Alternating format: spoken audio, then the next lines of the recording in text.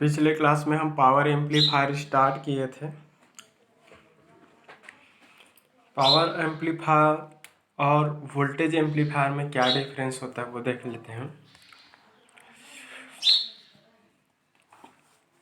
ठीक है, तो voltage amplifier input weak signal की वोल्टेज लेवल को डिजायर्ड वोल्टेज लेवल तक इंक्रीज करता है और इंक्रीज करके इंक्रीज द वैल्यू का आउटपुट सिग्नल प्रोवाइड करता है। ठीक है, तो एक साइड वोल्टेज एम्पलीफायर लिख देता हूँ और दूसरे साइड लिख देता हूँ पावर एम्पलीफायर। ठीक है, तो दोनों एम्पलीफायर में आपका क्या डिफरेंस है ये सब देख लेते हैं। ठीक है, तो फर्स्ट हम तो इसके साइज पर देखेंगे। ठीक है, वोल्टेज एम्पलीफायर जो होता है उसमें जो ट्रांजिस्टर जो यूज़ होता है, ट्रांजिस्टर, ठीक है, in this amplifier used in this amplifier used transistor off small size. Clear हुआ? तो इसमें जो ट्रांजिस्टर जो यूज़ होता है इसमें जो ट्रांजिस्टर जो यूज़ होता है वो यूज्ड जो ट्रांजिस्टर जो होता है उसका साइज क्या होता है, स्मॉल साइज का होता है। In this amplifier used transistor off small size. Clear हुआ? तो नॉर्मल जो हम वोल्टेज एम्पलीफायर की तरह जो ट्रांजिस्टर यूज़ करते हैं वो वोल्टेज एम्पलीफायर की तरह यूज़ होने वाला जो ट्रांजिस्टर है एक्चुअल में उस ट्रांजिस्टर है उसकी बेस जो होता है वो क्या होता है, बेस जो होता है उसकी बेस की जो साइज जो होती है छोटी होती है, पतली होती है। ठीक है, तो वोल्टेज एम्पलीफायर में यूज्ड जो नॉर्मल ट्रांजिस्टर होता है उस नॉर्मल ट्रांजिस्टर का बेस या फिर कंप्लीट जो ट्रांजिस्टर होता है क्या है उसकी बेस की साइज छोटी होती है, पतली होती है, नैरो होती है। आप सबको पता है कि ट्रांजिस्टर है वो 3 लेयर 3 टर्मिनल सेमीकंडक्टर डिवाइस होता है जिसमें से मिडिल जो रीजन होता है वो बेस रीजन होता है और नॉर्मल ट्रांजिस्टर जिसको हम वोल्टेज एम्पलीफायर की तरह यूज़ करते हैं वो यूज्ड नॉर्मल ट्रांजिस्टर की बेस जो होती है, बेस की थिकनेस जो होती है वो क्या होती है, थिन होती है, पतली होती है। तो बेस की साइज छोटी होती है, बेस की साइज छोटी होने के कारण कंप्लीट उस ट्रांजिस्टर की साइज क्या हो जाती है, छोटी। और ट्रांजिस्टर की साइज छोटी होने के कारण उस बेस की साइज छोटी, बेस की साइज छोटी होने से कंप्लीट ट्रांजिस्टर है उसकी साइज छोटी होती है। क्लियर हुआ? तो आपको रीज़न पता भी होना चाहिए कि उस ट्रांजिस्टर का साइज छोटा क्यों होता है। क्लियर हुआ? तो उसकी बेस है उसकी साइज को थिन बनाया जाता है, स्मॉल साइज का बनाया जाता है।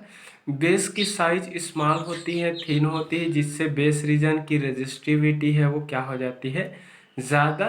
बेस रीजन की रेजिस्टिविटी ज़्यादा होने के कारण उस पर्टिकुलर ट्रांजिस्टर में फ्लो होने वाले करंट की वैल्यू है वो कम होती। तो ये भी बोल सकते हैं कि वोल्टेज एम्पलीफायर है वो लो करंट पर ऑपरेट करता है, ये भी बोल सकते हैं। तो लो करंट पर क्यों ऑपरेट करता है, इसका रीज़न क्या है, क्योंकि बेस की जो थिकनेस होती है वो थिन होती है, पतली होती है। तो पतली होने के कारण उस रीजन की रेजिस्टिविटी है वो ज़्यादा, रेजिस्टिविटी ज़्यादा होने के कारण उसमें फ्लो होने वाले करंट की वैल्यू है वो कम। मतलब ये बोल सकते हो कि वोल्टेज एम्पलीफायर है वो लो करंट पर ऑपरेट करता है भी बोल सकते हो। क्लियर हुआ? तो इसकी साइज स्मॉल साइज होती है। ठीक है, इसका रीज़न क्या है, due to thin size of base region. Clear हुआ? बेस रीजन की साइज छोटी, बेस रीजन की साइज छोटी होने से कंप्लीट ट्रांजिस्टर एम्पलीफायर की साइज है वो क्या हो जाती है, छोटी हो जाती है। पावर एम्पलीफायर, पावर जो एम्पलीफायर होता है वो पावर एम्पलीफायर में जो यूज्ड ट्रांजिस्टर को पावर ट्रांजिस्टर बोलते हैं। ये आपका नॉर्मल ट्रांजिस्टर है। पावर एम्पलीफायर में यूज्ड ट्रांजिस्टर है वो पावर ट्रांजिस्टर होता है और पावर जो ट्रांजिस्टर है उसकी साइज क्या होती है, लार्जर साइज। तो larger size, size of power power transistor, size of power transistor is larger. Clear हुआ। तो इस एम्पलीफायर में जो ट्रांजिस्टर यूज होता है, इस एम्पलीफायर में यूज्ड ट्रांजिस्टर है उसकी साइज है वो क्या होती है, लार्जर होती है। तो ट्रांजिस्टर की साइज लार्जर क्यों होती है, क्योंकि पावर जो ट्रांजिस्टर होता है, पावर ट्रांजिस्टर का बेस रीजन है उसको क्या बनाया जाता है, लार्जर बेस रीजन होता है। उसकी बेस रीजन की थिकनेस है वो क्या होती है, बड़ी होती है। उसकी थिकनेस लार्जर होती है, उसकी एरिया लार्जर होती है। क्लियर हुआ। तो बेस रीजन की साइज है वो बड़ी होती है। बेस रीजन की साइज बड़ी होने के कारण उस पावर ट्रांजिस्टर की साइज क्या हो जाती है, इंक्रीज हो जाती है। तो हमेशा याद रखना कि वोल्टेज एम्पलीफायर में नॉर्मल ट्रांजिस्टर का यूज होता है, बट पावर एम्पलीफायर में पावर ट्रांजिस्टर का यूज होता है। तो नॉर्मल जो ट्रांजिस्टर है उसकी साइज स्मॉलर साइज होती है, बट पावर ट्रांजिस्टर की साइज है वो लार्जर होती है। साइज लार्जर क्यों होती है, due to larger size of base region. उस ट्रांजिस्टर की बेस रीजन का साइज है वो लार्जर होने के कारण उस एम्पलीफायर की साइज क्या हो जाती है, लार्जर हो जाती है, बड़ी हो जाती है। क्लियर हुआ। क्यों लार्जर हुआ, इसको लिख सकते हैं due to large large size of base region. आपको इसका एक्चुअल कारण भी पता होना चाहिए ना। बेस रीजन है उसकी साइज लार्जर होती है, क्या होती है बोल सकते हैं, उसकी थिकनेस है वो, थिकनेस है वो क्या होता है, बेस रीजन का थिकनेस है वो लार्ज। बेस रीजन का थिकनेस लार्ज, बेस रीजन का एरिया लार्ज। बेस रीजन का थिकनेस और एरिया लार्ज होने से कंप्लीट पावर ट्रांजिस्टर का साइज बढ़ जाती है।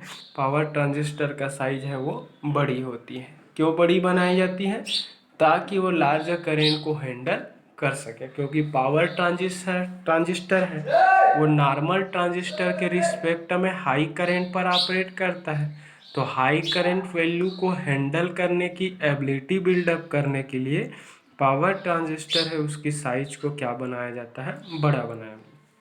ठीक है। Size of power transistor is larger due to larger size of base region. Clear हुआ। तो बेस रीजन की साइज है वो लार्ज होती है। बेस रीजन की साइज लार्ज होने के कारण ही इस पावर ट्रांजिस्टर की साइज है वो बढ़ जाती है। नॉर्मल ट्रांजिस्टर में बेस रीजन का थिकनेस नैरो होता है, पतला थिन होता है। थिन बेस रीजन होने के कारण उस पावर ट्रांजिस्टर की साइज है वो छोटी होती है। रीजन, एक्चुअल रीजन पता होना चाहिए कि क्यों छोटा बनाया जाता है। क्लियर हुआ, समझ में आया कि नहीं आया। ठीक है। इसमें उस पर भी बना सकते हो। इसकी साइज, ये तो कंप्लीट ट्रांजिस्टर की साइज पर हो गया। अब बेस रीजन पर भी कंपैरिजन कर सकते हो। क्लियर हुआ। साइज ऑफ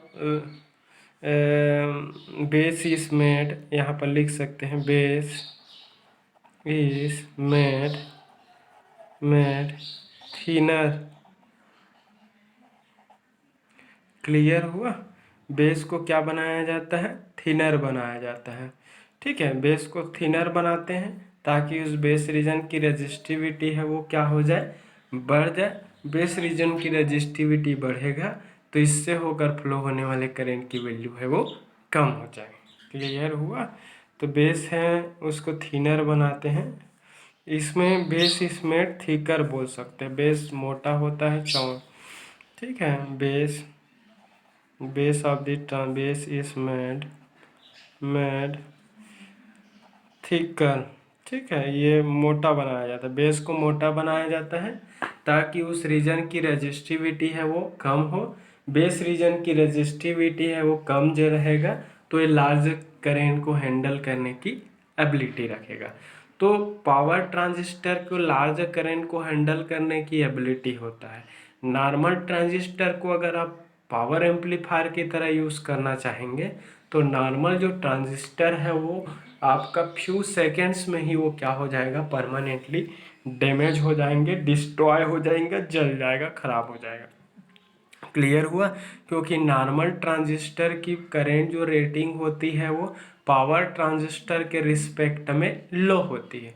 तो तो अगर लो करंट रेटिंग वाले ट्रांजिस्टर को अगर हाई करंट रेटिंग पर्पस के लिए अगर यूज़ करो तो हाई करंट का सडन फ्लो होने के कारण वो नॉर्मल ट्रांजिस्टर है वो क्या हो जाएगा, परमानेंटली डैमेज हो जाएगा। तो अगर उसको डैमेज होने से बचाना है, पावर ट्रांजिस्टर खुद हाई करंट पे ऑपरेट करने के कारण वो ओवरहीट हो जाता है, और उसको ओवरहीट से प्रोटेक्ट करने के लिए खुद पावर ट्रांजिस्टर है वो क्या करते हैं, उसमें पावर ट्रांजिस्टर में हम क्या करते हैं, हीट सिंक का यूज़ करते हैं। क्लियर हुआ। तो बीटा करेंट गेन के बारे में अगर हम देखें तो current gain beta east the transistor with high beta is used. इसमें जो ट्रांजिस्टर जो होता है ना, उसकी जो करंट जो गेन होता है, करंट एम्प्लीफिकेशन फैक्टर जो बीटा होता है ना, वो हाई होता है। आप पढ़े होंगे बीटा इक्वल टू, ऐसा पढ़े होंगे I C equal to beta into I B. तो आप I C equal to beta into I B पढ़े होंगे, तो बीटा इक्वल टू क्या हो जाएगा, आई सी डिवाइडेड बाई क्या होगा, आई बी। तो इसमें जो यूज्ड जो बीटा है उसकी वैल्यू क्या होता है, हाई होता है। इसका रीज़न क्यों है, क्या है, क्योंकि इसमें बेस है वो थिन होता है। थिन मतलब पतला। कोई भी आपका मटेरियल, कोई भी सब्सटेंस, कोई भी कंडक्टर, कोई भी वायर या फिर कोई भी स्पेसिमेन जो थिन होता है, पतला होता है, उस स्पेसिमेन की क्रॉस सेक्शनल एरिया है वो लार्जर स्मॉलर होगा। ठीक है, स्मॉलर क्रॉस सेक्शनल एरिया होने के कारण उसकी उस स्पेसिमेन की रेजिस्टिविटी है वो क्या रहेंगे, कम रहेंगे। स्पेसिमेन की रेजिस्टिविटी है क्या रहेगा, थिन वाले का लार्जर रहेगा। थिन वाले का लार्जर रेजिस्टिविटी होने से उसमें करंट की वैल्यू है वो कम रहेगा। बेस करंट की वैल्यू कम होने से बीटा की वैल्यू है वो बढ़ जाएगा। तो इसमें जो भी ट्रांजिस्टर यूज होता है उसकी करंट एम्प्लीफिकेशन फैक्टर बीटा जो होता है वो लार्जर होता है, ग्रेटर देन 100। क्लियर हुआ। और इसमें the transistor with the transistor with low beta is used,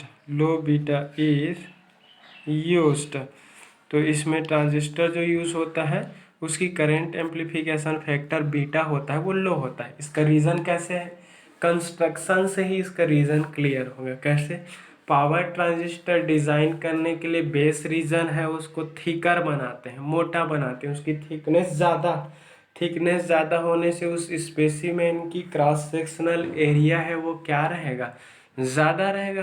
cross sectional area ज़्यादा होने से उसकी रजिस्टिविटी है वो कम रहेंगे। रजिस्टिविटी है उस रीजन का कम होने के कारण उसमें फ्लो होने वाला करंट, बेस करंट है वो ज़्यादा, और बेस करंट की वैल्यू ज़्यादा होने से उसकी करंट एम्प्लीफिकेशन फैक्टर बीटा की वैल्यू है वो लो रहेगा।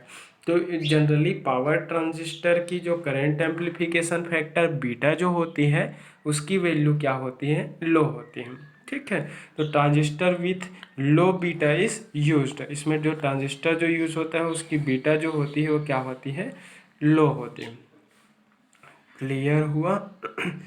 तो नॉर्मल, अगर ये तो आपका डिफरेंस चल रहा है ना, ठीक है। अगर बीटा है इसका हाई होता है, इसका लो होता है, ग्रेटर देन 100, इसका लेस देन 100 बोल सकते हो। अगर हम कपलिंग की बात करेंगे, मान लीजिए कपलिंग बेस में इसका कंपैरिजन करें वोल्टेज एम्पलीफायर का, तो वोल्टेज एम्पलीफायर में जो कपलिंग जो यूज होता है usually RC coupling is used.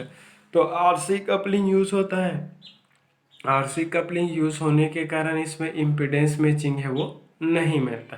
Impedance matching is not achieved due to use of RC coupling. RC coupling use होता है, इसके कारण इसमें इम्पीडेंस मैचिंग है हमें नहीं मिल पाता। क्लियर हुआ। इम्पीडेंस मैचिंग जो होता है इसका क्या होता है, इसका इम्पीडेंस मैचिंग है वो नहीं मिल पाता।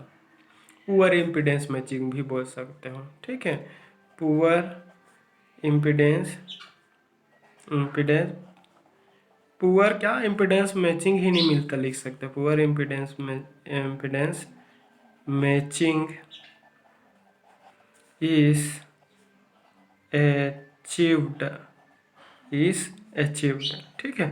इसमें इम्पिडेंस जो मैचिंग होता है वेरी पुअर होता है, वेरी पुअर, नेग्लिजिबल, नहीं मिलता भी बोल सकते हो, ठीक है। Impedance matching is used due to transformer coupling, ठीक है।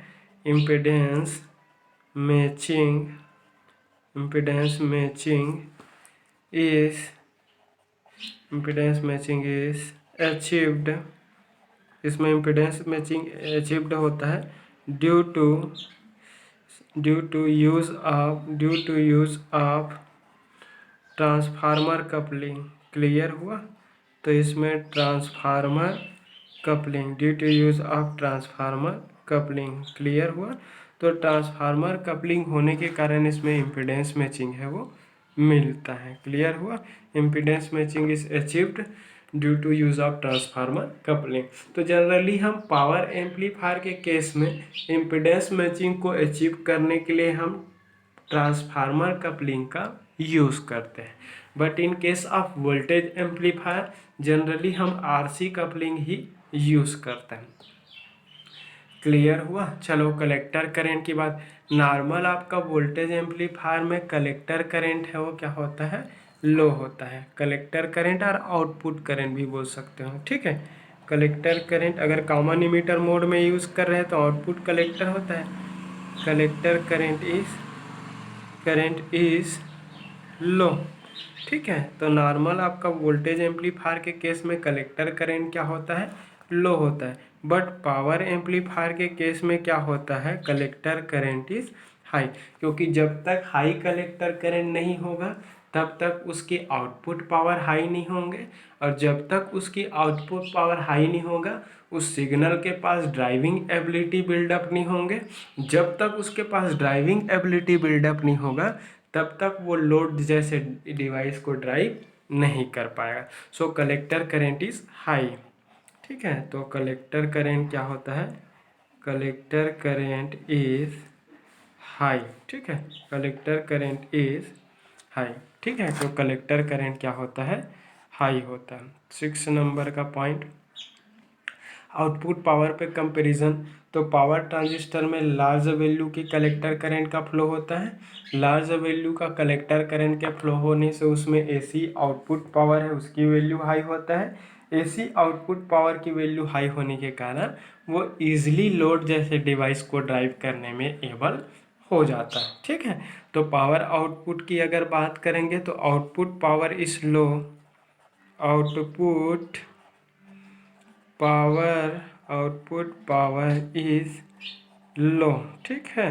तो आपका वोल्टेज एम्पलीफायर के केस में आउटपुट जो पावर होता है उसकी वैल्यू क्या होता है, लो होता है। पावर एम्पलीफायर में क्या देखेंगे, output power is high, output power is high, output power is high. तो आउटपुट जो पावर जो मिलता है वो क्या मिलता है, हाई मिलता है, ठीक है। तो इसमें आउटपुट पावर की वैल्यू हाई मिलता है। आउटपुट इम्पीडेंस, चलो आउटपुट इम्पीडेंस की बात करते हैं। आउटपुट इम्पीडेंस इज हाई, ठीक है। आउटपुट इम्पीडेंस क्या होता है इसमें, हाई होता है। किसमें, आपका वोल्टेज एम्पलीफायर के केस में। तो वोल्टेज एम्पलीफायर के केस में जनरली हम लोड यूज़ करते हैं वो pure resistive load. High value के कलेक्टर लोड रेजिस्टेंस को जनरली लोड की तरह यूज़ कर लेते हैं। तो रेजिस्टेंस है उसको हाई वैल्यू का यूज़ करते हैं, इस कारण उस एम्पलीफायर का इम्पीडेंस क्या हो जाता है, हाई हो जाता है। But in case of power amplifier output impedance is low, output impedance is low, ठीक है। तो आउटपुट इम्पीडेंस क्या होता है, लो होता है in case of power amplifier. तो पावर एम्पलीफायर के केस में आउटपुट इम्पीडेंस है वो क्या होता है, लो होता है। क्यों लो होता है, क्योंकि हम पावर एम्पलीफायर के केस में जनरली हम ट्रांसफार्मर कपलिंग का यूज़ करते हैं, जनरली इंडक्टिव लोड का यूज़ किया जाता है। तो इंडक्टिव लोड होने के कारण इंडक्टर का इम्पीडेंस होता है वो क्या होता है, वेरी स्मॉल होता है, वेरी लो एम्पलीट्यूड का होता है, इस कारण उसकी आउटपुट इम्पीडेंस क्या हो जाती है, लो हो जाती है। तो ये रहा आपके वोल्टेज एम्पलीफायर एवं पावर एम्पलीफायर का डिफरेंस। ठीक है, वोल्टेज एम्पलीफायर है वोल्टेज ट्रांजिस्टर के साथ में हीट सिंक का यूज़ नहीं होता। ठीक है, heat sink is not used. Heat sink heat sink is not used. ठीक है, हीट सिंक का यूज़ नहीं होता। Heat sink is not use. Voltage amplifier में हीट सिंक यूज़ नहीं होता, बट पावर एम्पलीफायर के केस में अगर देखोगे तो हीट सिंक इज रिक्वायर्ड। ठीक है, हीट सिंक SINK है, सिंक इज रिक्वायर्ड। क्लियर हुआ। तो पावर एम्पलीफायर के केस में हीट सिंक की आवश्यकता होती है। हीट सिंक की आवश्यकता क्यों होगी? क्योंकि आप सबको पता है कि पावर एम्पलीफायर है वो हाई करंट पर ऑपरेट करता है। हाई करंट पे ऑपरेट करने के साथ साथ जो एम्पलीफाइड आउटपुट AC मिलता है, उस एम्पलीफाइड आउटपुट AC के साथ साथ एम्पलीफाइड AC आउटपुट मिलता है। उसके आउटपुट जो AC होता है वो लो होता है, जिसमें से कुछ अमाउंट में मिलीवाट के रेंज में होता है, बट उसमें से कुछ अमाउंट का जो पावर है वो हीट के फॉर्म में क्या होता है, डिसिपेट होता है। तो उस ट्रांजिस्टर के अंदर हीट के फॉर्म में डिसिपेटेड होता है। ट्रांजिस्टर के अंदर हीट के फॉर्म में डिसिपेटेड होता है, तो उस ट्रांजिस्टर की इंटरनल हीट, उसकी टेम्परेचर है वो क्या होती है, बढ़ते जाते हैं। तो ट्रांजिस्टर के अंदर की टेम्परेचर है वो इंक्रीज होते जाती है। यदि हम उस ट्रांजिस्टर की बॉडी की टेम्परेचर को रिड्यूस ना करें तो वो आपका ट्रांजिस्टर है वो ओवरहीट होकर के परमानेंटली डैमेज हो जाएगा। तो ट्रांजिस्टर को ओवरहीट से प्रोटेक्ट करने के लिए, ओवरहीट से डैमेज होने से प्रोटेक्ट करने के लिए जनरली पावर ट्रांजिस्टर के साथ में क्या किया जाता है, हीट सिंक का यूज़ किया जाता है। तो हीट सिंक क्या होता है, एक लार्ज सरफेस एरिया वाला एक कंडक्टिंग मेटेलिक स्ट्रक्चर होता है, जो उस ट्रांजिस्टर की बॉडी की हीट को एब्जॉर्ब करके एक्सटर्नल इन्वायरमेंट को ट्रांसफर करने का काम करता है। क्लियर हुआ। तो ट्रांजिस्टर के बॉडी की हीट को वो एब्जॉर्ब करेगा और खुद एब्जॉर्ब करके उस हीट को एक्सटर्नल इन्वायरमेंट को रिलीज कर देगा, ट्रांसफर कर देगा। क्लियर हुआ। तो वो है आपका पावर ट्रांजिस्टर में, पावर एम्पलीफायर के केस में उस ट्रांजिस्टर को ओवरहीट से डैमेज होने से बचाने के लिए हम क्या करते हैं, उसमें हीट सिंक का यूज़ करते हैं। क्लियर हुआ। तो पावर एम्पलीफायर में जो ट्रांजिस्टर है वो लार्ज सिग्नल्स को क्या करता है, हैंडल करता है। ठीक है, तो उसमें क्या है, लार्ज सिग्नल को हैंडल करता है, लार्ज सिग्नल पे ऑपरेट करता है, लार्ज करंट पे ऑपरेट करता है। तो लार्ज करंट पे ऑपरेट करने के कारण एम्पलीफाइड आउटपुट AC पावर मिलता है, उसके साथ साथ कुछ अमाउंट में जो पावर है उसके अंदर हीट के फॉर्म में डिसिपेट होता है। जब वो हीट के फॉर्म में डिसिपेट हो जाता है तो ट्रांजिस्टर के बॉडी का टेम्परेचर बढ़ जाता है। ट्रांजिस्टर के बॉडी का टेम्परेचर बढ़ने से क्या होता है, उस ट्रांजिस्टर है वो ओवरहीट होकर के वो डैमेज हो सकता है। तो ट्रांजिस्टर को ओवरहीट होकर के डैमेज होने से प्रोटेक्ट करने के लिए हम हीट सिंक का यूज़ करते हैं। क्लियर हुआ। तो वो हीट सिंक क्या करता है, ट्रांजिस्टर की बॉडी के टेम्परेचर को एब्जॉर्ब करता है और एब्जॉर्ब करके उस एक्स्ट्रा हीट है उसको एक्सटर्नल इन्वायरमेंट को रिलीज कर देता है, ट्रांसफर कर देता है। क्लियर हुआ। अब बढ़ते हैं क्लासिफिकेशन ऑफ पावर एम्पलीफायर। ठीक है,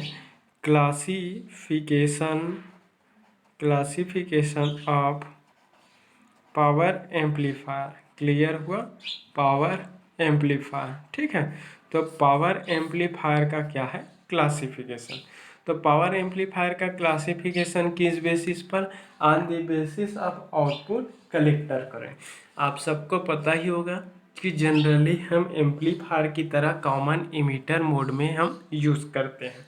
ट्रांजिस्टर जब भी कॉमन इमीटर कॉन्फ़िगरेशन में यूज़ होता है, आप उस ट्रांजिस्टर को एक करंट एम्पलीफायर की तरह, एक वोल्टेज एम्पलीफायर की तरह, as well as power amplifier की तरह यूज़ कर सकते हो। क्लियर हुआ? तो क्या होता है, जब हम ट्रांजिस्टर को कॉमन इमीटर कॉन्फ़िगरेशन में यूज़ करते हैं तो उस केस में ट्रांजिस्टर का इनपुट बेस होता है, आउटपुट है वो कलेक्टर होता है, बट इमीटर जो टर्मिनल है वो इनपुट और आउटपुट दोनों के लिए कॉमन होता है। तो ट्रांजिस्टर का इनपुट इमीटर है वो इनपुट और आउटपुट के लिए कॉमन होता है, इस कारण उसको क्या बोलते हैं, common emitter configuration.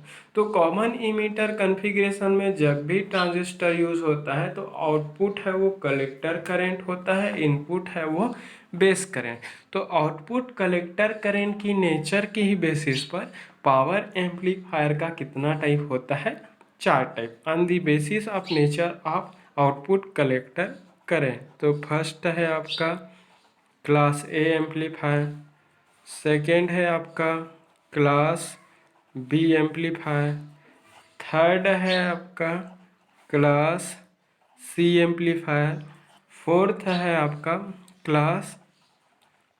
Class A B amplifier. Clear हुआ? तो ये क्लासिफिकेशन ऑफ पावर एम्पलीफायर है on the basis of nature or flowing angle और flowing duration of output collector current. Clear हुआ? तो उसमें आउटपुट कलेक्टर करंट के फ्लोइंग टाइम ड्यूरेशन और फ्लोइंग एंगल और फ्लोइंग साइकिल भी बोल सकते हैं।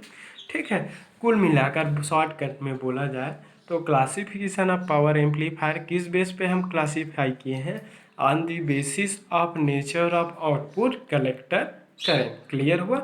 तो आउटपुट कलेक्टर करंट की नेचर के बेसिस पर पावर एम्पलीफायर 4 टाइप का होता है। एक को क्लास ए बोलते हैं, दूसरे को क्लास बी बोलते हैं, तीसरे को क्लास सी और चौथा है वो क्या है, क्लास ए बी।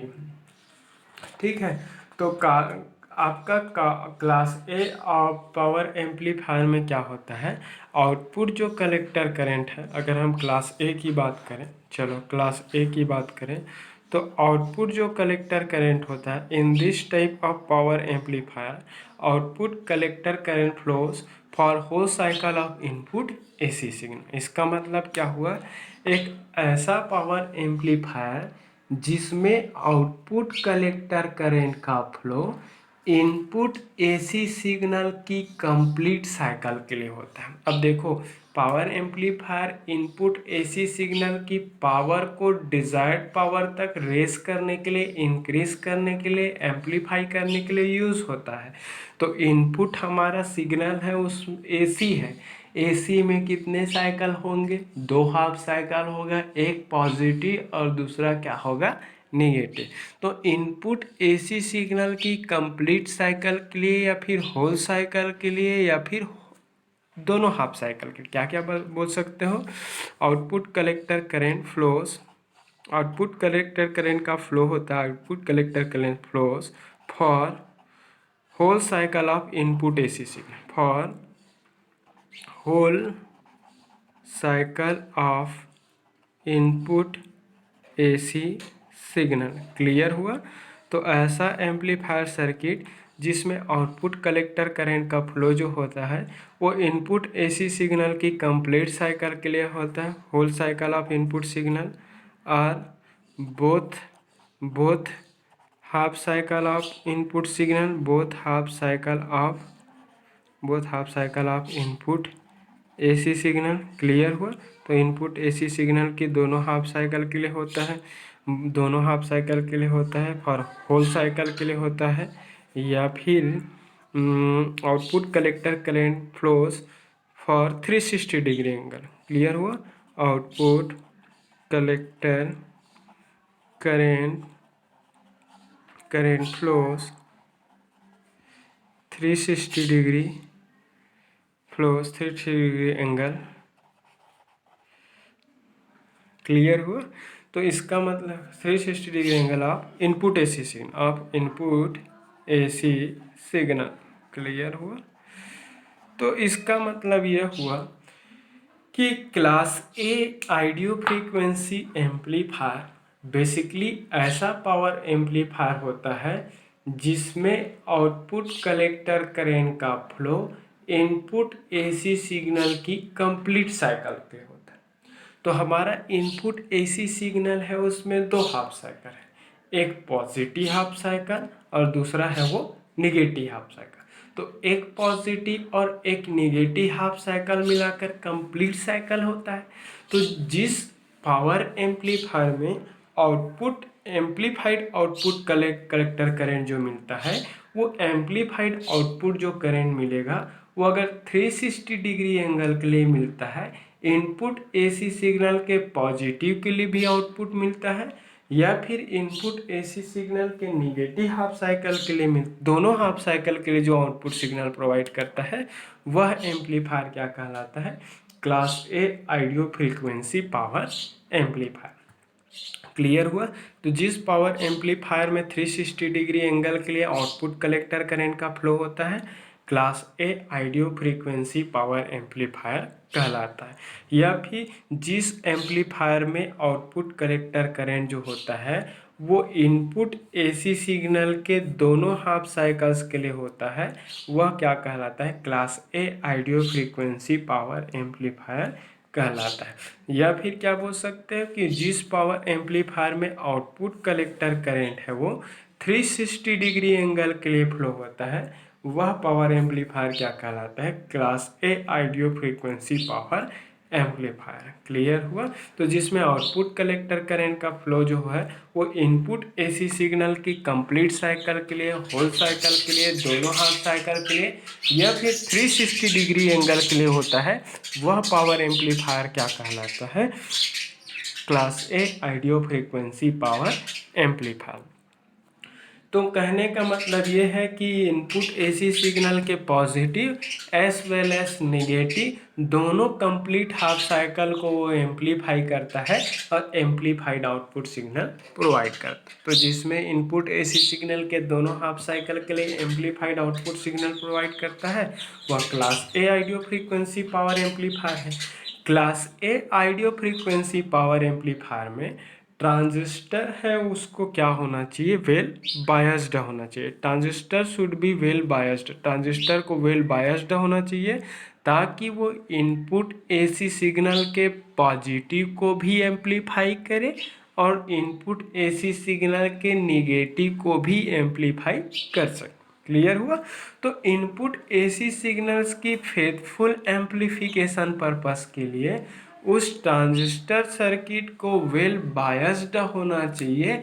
जब तक वो ट्रांजिस्टर एम्पलीफायर वेल बायस्ड नहीं रहेगा तब तक वो इनपुट एसी सिग्नल के positive as well as input AC signal के नेगेटिव हाफ साइकिल को वो एम्पलीफाई नहीं करेगा, एम्पलीफाई नहीं करेगा।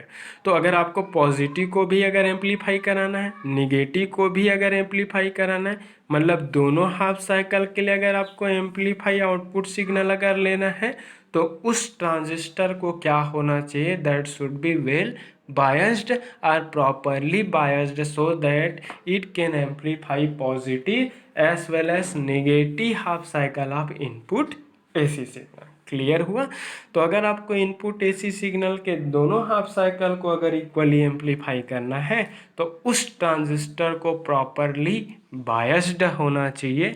जब तक वो प्रॉपरली बायस्ड नहीं होगा तब तक वो इनपुट एसी सिग्नल के positive as well as negative दोनों हाफ साइकिल के लिए faithful amplified output signal provide नहीं करेगा। क्लियर हुआ? तो अगर आपको फेथफुल एम्पलीफिकेशन करना है तो वेल बायस्ड होना चाहिए और जब ट्रांजिस्टर एम्पलीफायर वेल बायस्ड रहेगा तो उस पर्टिकुलर केस में क्या होगा? उस ट्रांजिस्टर सर्किट का ऑपरेटिंग पॉइंट है, क्यू पॉइंट है, वो क्या रहेगा? ट्रांजिस्टर एम्पलीफायर के क्यू पॉइंट जो है वो लोड लाइन के सेंटर पर वो एग्जिस्ट करेंगे। लोड लाइन के कहाँ पर एग्जिस्ट करेगा? सेंटर पे। तो लोड लाइन क्या होता है? लोड लाइन क्या होता है? बेसिकली ये आउटपुट करेक्टरिस्टिक्स कर्व बना देता हूँ आईसी, और ये आपका क्या है? VCE, collector to emitter output voltage. IC इस आउटपुट कलेक्टर करें। तो ट्रांजिस्टर की आउटपुट करेक्टरिस्टिक्स कर्व में मैक्सिमम कलेक्टर करेंट और maximum collector to emitter voltage के बीच रिलेशन को रिप्रेजेंट करने वाला जो कर्व है वही क्या कहलाता है, लोड लाइन, या फिर उसी को क्या बोलते हैं, आउटपुट कैरेक्टरिस्टिक्स। ठीक है, तो आउटपुट कैरेक्टरिस्टिक्स कर्व में ही लोड लाइन को ड्रा किया जाता है। तो लोड लाइन बेसिकली क्या होता है, एक स्ट्रेट लाइन होता है जो मैक्सिमम आउटपुट कलेक्टर करेंट और maximum output collector to emitter voltage को क्या करता है, ज्वाइन करता है। तो सपोज ये आपका क्या है, ये आपका स्ट्रेट लाइन हो गया। ठीक है, ये स्ट्रेट लाइन, ये आपका क्या हो गया, VCC, maximum collector current VCC हो सकता है। आपको नेक्स्ट वीडियो में बताऊंगा कैसे VCC होगा। और मैक्सिमम कलेक्टर जो करंट है वो क्या हो सकता है, VCC डिवाइडेड बाई RL हो सकता है। तो मैक्सिमम कलेक्टर करंट और maximum to collector to emitter voltage को ज्वाइन करने वाला एक स्ट्रेट लाइन है, उसी को क्या बोलते हैं, लोड लाइन। तो ये स्ट्रेट लाइन जो ड्रॉ किया हूँ क्या है, लोड लाइन है। तो लोड लाइन ऑलवेज क्या कहाँ पर ड्रॉ किया जाता है, आउटपुट कैरेक्टरिस्टिक्स कर्व में। तो ट्रांजिस्टर का आउटपुट कैरेक्टरिस्टिक्स कर्व क्या होता है, ट्रांजिस्टर का output current versus output voltage. तो output voltage versus output collector current curve को हम क्या बोलते हैं, ट्रांजिस्टर का आउटपुट कैरेक्टरिस्टिक्स कर्व बोलते हैं। कैसे ड्रॉ करते हैं, इनपुट बेस करंट को कांस्टेंट मेंटेन रखते हैं। तो ये इनपुट बेस करंट का एक वैल्यू के लिए, इनपुट बेस करंट के दूसरी वैल्यू के लिए है, ये इनपुट बेस करंट के तीसरी वैल्यू के लिए है। ठीक है, ये इनपुट बेस करंट के चौथे वैल्यू के लिए हो गया, ये इनपुट बेस करंट का। तो इनपुट बेस करंट की डिफरेंट वैल्यूज़ के लिए और उसके डिफरेंट वैल्यूज़ को कांस्टेंट मेंटेन रखते हुए जो कैरेक्टरिस्टिक्स कर्व ड्रॉ करते हैं, इसको ले सकते हैं हम, इसको ले ले IB1, ये वाला IB2 है कर्व, जब बेस करंट IB2 है तब। ये IB3 है, सपोज IB3 ही आपका क्या है, Q point current. Q point current मतलब zero signal collector current is Q point value. ये आपका क्या है, IB4 है, ये आपका क्या है, IB5 है। क्लियर हुआ, ये इस पॉइंट को क्या बोल देते हैं अपन, क्यू पॉइंट दे। ठीक है, तो आउटपुट कैरेक्टरिस्टिक्स कर्व है, ये हो गया।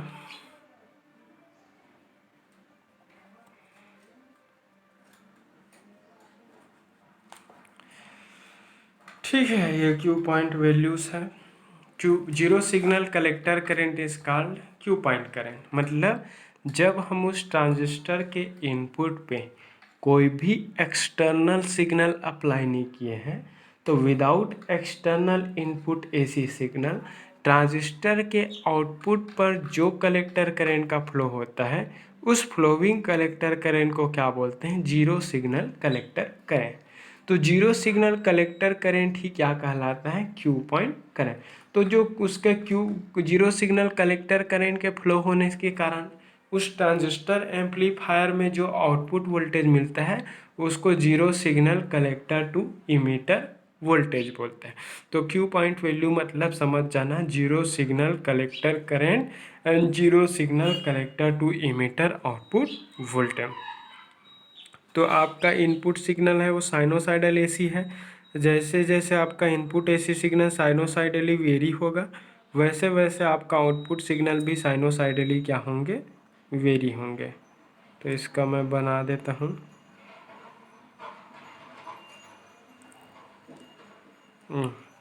ठीक है, ये आपका और IC है, ये Q के करेस्पॉन्डिंग करंट है, उसको ICQ बोलेंगे। यहाँ पर IC कलेक्टर करंट है वो I मैक्सिमम तक वेरी हो रहा है, मैक्सिमम पॉजिटिव तक। ये कलेक्टर करंट है वो मिनिमम तक वेरी हो रहा है। क्लियर हुआ,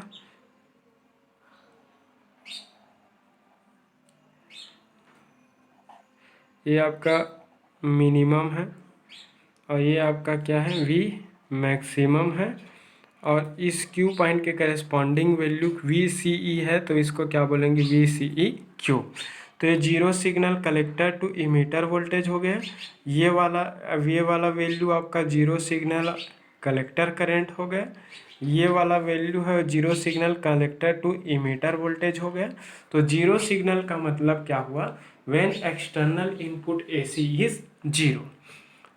तो जब हम उस ट्रांजिस्टर एम्पलीफायर के इनपुट पर कोई भी एक्सटर्नल सिग्नल अप्लाई नहीं कर रहे, तो उस पर्टिकुलर कंडीशन में ट्रांजिस्टर एम्पलीफायर के कलेक्टर पर जो भी करंट का फ्लो होता है वो डीसी करंट होता है, और उस फ्लोइंग डीसी करंट को हम क्या बोलते हैं, जीरो सिग्नल कलेक्टर करंट बोलते हैं। और जीरो सिग्नल कलेक्टर करंट के फ्लो होने के कारण उसकी कलेक्टर लोड पर जो वोल्टेज डेवलप होता है, उस डेवलप्ड वोल्टेज को हम क्या बोलते हैं, zero signal collector to emitter output voltage.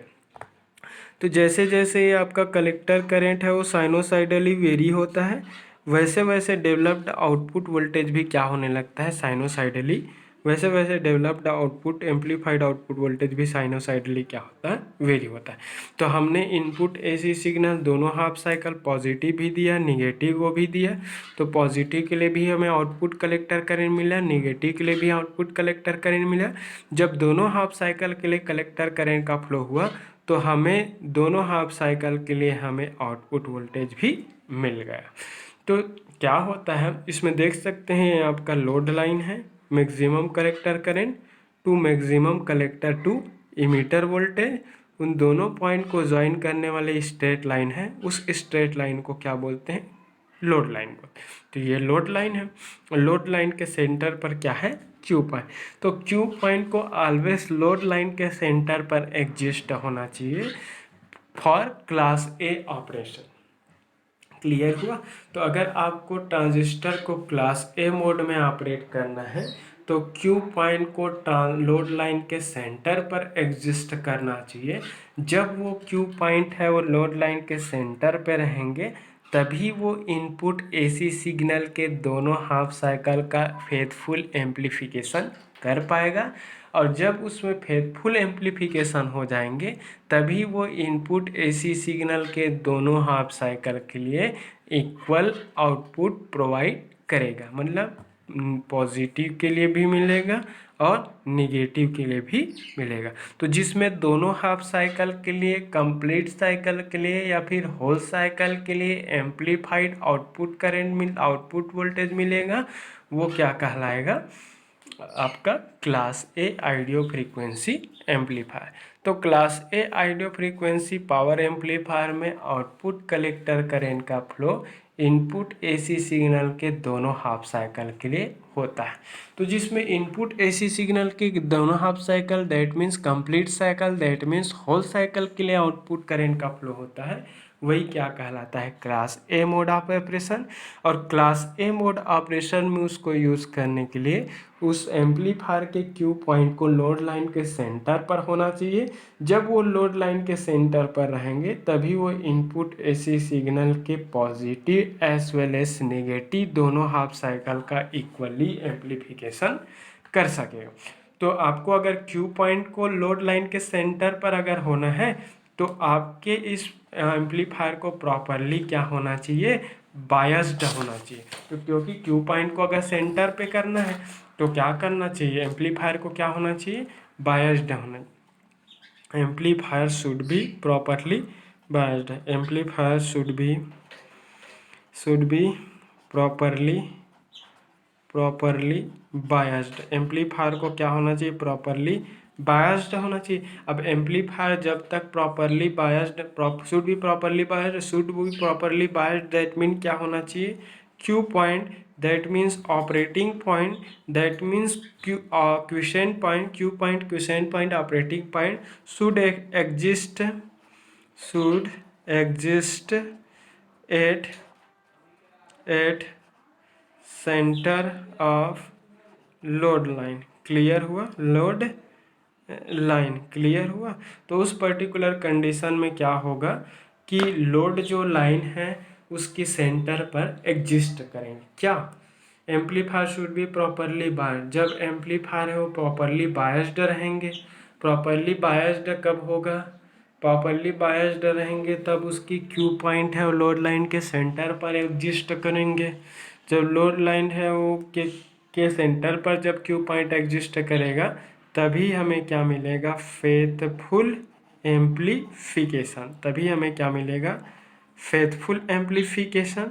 जब हमें फेथफुल एम्प्लीफिकेशन मिलेगा, फेथफुल एम्प्लीफिकेशन मीन्स क्या होगा, output output for complete cycle of input, output for complete cycle of input. Clear हुआ? तो आउटपुट उस पर्टिकुलर कंडीशन में मिलेगा, वो क्या मिलेगा, इनपुट के कंप्लीट साइकिल के लिए। Amplifier should be properly biased. अगर आपको क्लास ए मोड में यूज़ करना है तो एम्पलीफायर को क्या करना पड़ेगा, प्रॉपरली बायस्ड होना पड़ेगा। और जब एम्पलीफायर प्रॉपरली बायस्ड रहेंगे तो बायसिंग सर्किट का ज़रूरत होगा। जब आप उसको बायसिंग सर्किट कनेक्ट कर दोगे तो क्यू पॉइंट सेंटर में रहेंगे। जब क्यू पॉइंट सेंटर में रहेगा तो उसमें positive as well S negative दोनों हाफ साइकिल के लिए एम्पलीफाइड आउटपुट सिग्नल आपको प्राप्त हो। तो जब इनपुट एसी सिग्नल के कंप्लीट साइकिल के लिए आपने साइनोसाइडल इनपुट दिया, साइनोसाइडल आउटपुट मिल रहा है। आपने पॉजिटिव दिया, पॉजिटिव के लिए भी आउटपुट मिला, निगेटिव दिया, निगेटिव के लिए भी आउटपुट मिला। दोनों हाफ साइकिल के लिए, होल साइकिल के लिए, दैट मीन्स कंप्लीट साइकिल के लिए आउटपुट मिल रहा है। तो कंप्लीट साइकिल के लिए आउटपुट मिल रहा है मतलब इसमें आउटपुट है वो डिस्टॉर्टेड नहीं है। तो class A mode of operation में डिस्टॉर्शन है वो आइडियली ज़ीरो होता है, नेग्लिजिबल होता है। Distortion is